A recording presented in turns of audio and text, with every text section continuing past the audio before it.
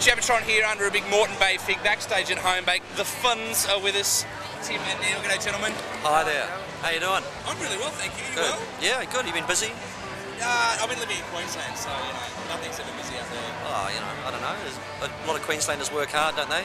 No. Okay. Where'd you get your information from? I don't know. I know a couple. Yeah, they work hard. Have you guys been working hard? That's the most important. We have, yeah. We've done a lot of touring this last year, so we're ready to call it quits after today and have a break for a while. But it's a good way to finish up.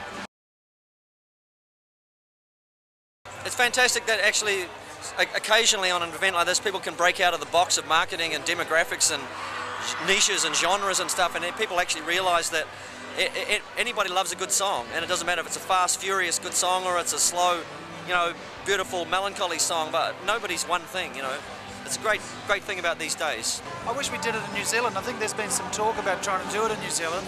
It's a great thing to celebrate Australian music and allow a few New Zealanders in along the way, But we should do it over there as well, Meanwhile, we're quite happy to gate crash your, you guys' thing. We lived here a long time, so we feel a great affinity for all of the people that are on today. And actually, it's a good chance to catch up with some bands we haven't heard over the other side of the Tasman. So, yeah, mind you, they're playing while we're talking. It was good to see Wolf Mother. I mean, Rock's in good hands there. The baton has been handed on. Yeah. It's got nothing to do with, being original or anything. That doesn't seem to matter anymore.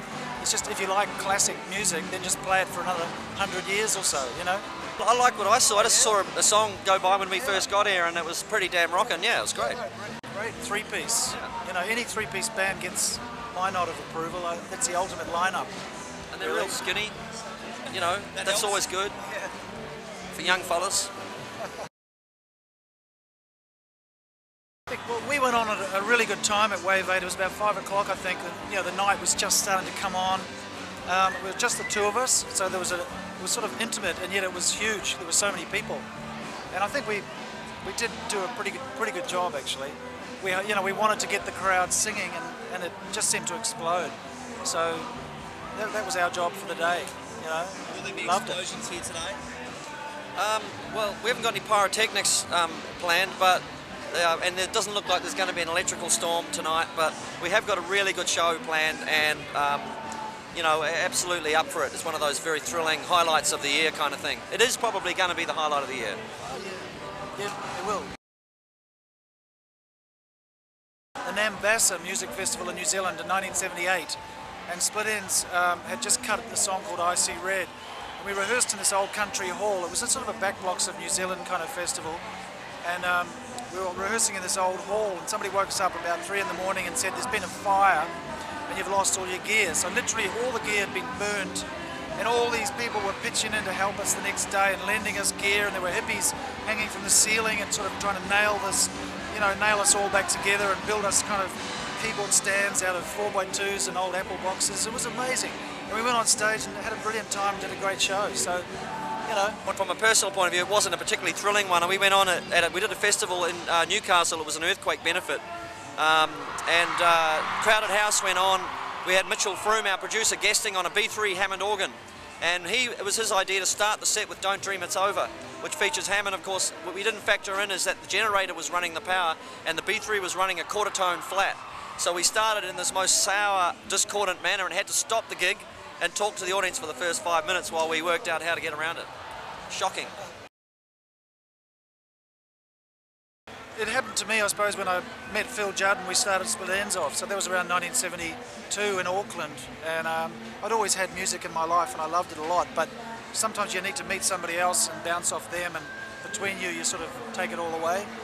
So that got me over the hump, because we didn't have any musicians in our family. It was a musical family, but there were no musicians in it.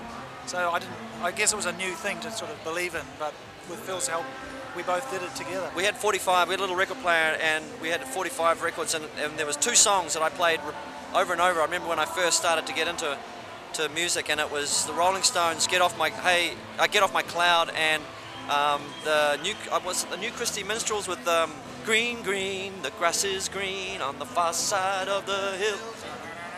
I don't know. 12-string acoustic. Yeah. So something between those two is what fueled me. Yeah. Gwen Stefani track. I know we're cool. I really think it's a good pop song. Okay. Yeah.